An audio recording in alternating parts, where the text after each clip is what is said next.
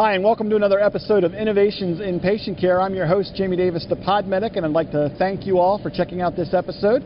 We are here at EMS Today 2014 in the Physio Control podcast studio, and I'm really excited because we have more of our Innovations Awards winners from the EMS 10 Awards joining us, and I have Dave Edgar here with me. And Dave, welcome and congratulations on your award. Thank you, I appreciate that. Why don't you introduce yourself to me and the rest of the audience and tell me a little bit about your background. Okay, my name's Dave Edgar. I've been in EMS for 25 years, started in high school. My current position is Assistant Chief of EMS for the City of West Des Moines, which is a third service EMS service, city government. And as part of our program, we also have a public-private partnership with Unity Point Health in Des Moines, which is a hospital system there. So tell us a little bit about why you won the award. What were you nominated for, and what are you doing out there in your system?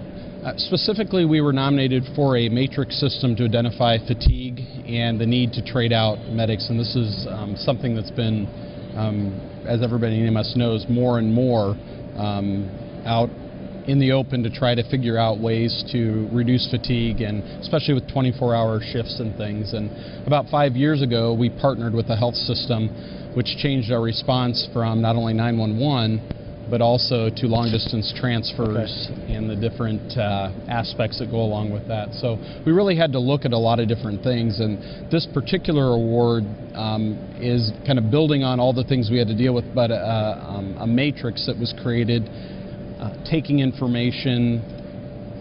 We did some research on what flight teams have been doing for fatigue, pilots, their crews, and we kind of put that into a ground ambulance with the ultimate goal of we want to identify before a person gets to the point of being fatigued, and we want to move them out of the long distance transfer mode so they can stay functional as a medic during their shift. Now, is this something that the medic's expected to self-identify?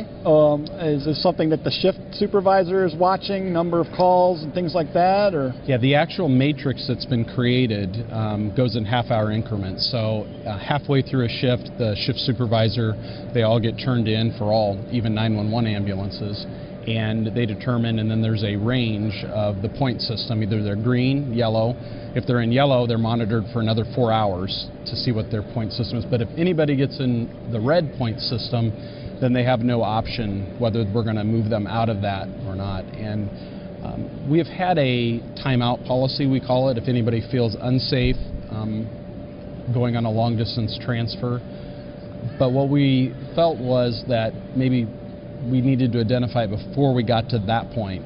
And so it's been in place for about 4 months now, and we think it's been successful so far because in the last 12 months we've only had 1 or 2 people that identified in the timeout situation, but in the last few months we've already moved 10 people out of shifts. So we think it's helping from a management standpoint to identify before it becomes a problem and getting them out of that environment. Now, when you talk about long-distance transports, what kind of time frame are we talking about here? In the state of Iowa, we have metropolitan areas and we have rural areas. And for us in central Iowa, where the health system that we work with, there are many times we're going to university hospitals or Mayo Clinic. Those are 2 and 3 hour transports one way. And we've also had to work with the hospitals on mental health transfers. And we've created certain times we'll only go certain distances, otherwise they wait for a fresh crew to come in. So like I said, the matrix that this specific award was for is actually building upon several things we've done working with the hospital staff in this public-private partnership to say, hey, you know, maybe that doesn't make sense if we wait 2 hours, we have a fresh crew rather than sending somebody 2 and 3 hours one way on a patient that's very stable and could be held till a fresh crew comes in. Right, and that makes a lot of sense. I mean, you know, obviously, having worked in the ED before myself, you know, I know there's that push to get the patient and get the bed open, but at the same time, you know, the ICU puts us on hold all the time and says we're going to hold off for a couple of hours and then we'll have a bed available for your patient, and you've just got to hold on. Right. And I think that you need to, it's good for EMS to have that same kind of approach to say, do we have the resources in place, whether it's medics because of fatigue or anything else to take care of this patient appropriately for a long-term transport that we're going to have them. Yeah, and I think the key was communication. You know, when you set, and this is why this partnership, it's unique, but it's worked very well for us. We were able to sit down and work through with the emergency department and some of the other floors to say, you know, they don't understand how our shifts work and different things. So here's the scenario. We want to be able to do this, but here's why this is important if we can alter some things, because you know, we're wanting to keep our employees in the safest environment that we can. And if there's small things that we can do that make a big difference, then we need to be doing those things. Well, that's excellent. And again, congratulations on the award and coming up with this concept. I mean, provider fatigue is something that has been near and dear to my heart for a while, and I've looked at, you know, people who watch my shows know I'm not a big fan of 24-hour EMS shift systems, because for most systems we're too busy to manage that. But it sounds like you guys have come up with a system that appropriately monitors.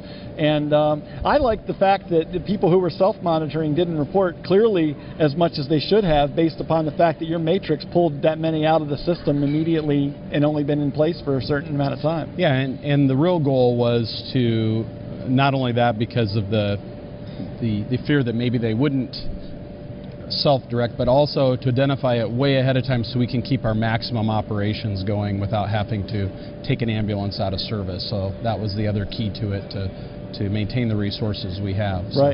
Right, excellent. One last question. You look at a program like the EMS 10 Awards in EMS. You've obviously been in EMS for a long time now. Why is it important for us to recognize ourselves and recognize the people who are being leaders and innovating and making change for the good in EMS? Well, I find with coming to conferences like this and awards like this, when you sit and listen, those are the changes happening in EMS. And if you come to these and you read about these awards, then you're going to say, you know what, I've been working on a project like that. The only reason this matrix happened for us is because of going to other places where we knew flight programs were using it, and we knew of a couple ground that worked with flight programs that were using it. We had to adjust that to our system, which was different than theirs. But you know, the idea of even doing something like that wouldn't have come to my mind unless I'd seen other folks that were doing parts of that. So I think it's very important, and I think the recognition is important, because that recognition is going to allow a lot of other people to see, and maybe it will help, in our case, maybe it'll help somebody else, save somebody from getting in an ambulance crash because they fell asleep. That's so important, and we need to, you know, provider safety and patient safety is always at the forefront of what we do, and thank you for being an innovator in this process, and congratulations on becoming part of that small group of people that are the EMS 10 awardees. Thank you. And I want to thank all of you for checking out this episode of Innovations in Patient Care. Remember that you can find all of the EMS 10 Award interviews here at Innovations in Patient Care, and also over at mediccast.com/innovations. I'm Jamie Davis, the Pod Medic, reminding all of you to stay safe and stay tuned here to Innovations in Patient Care.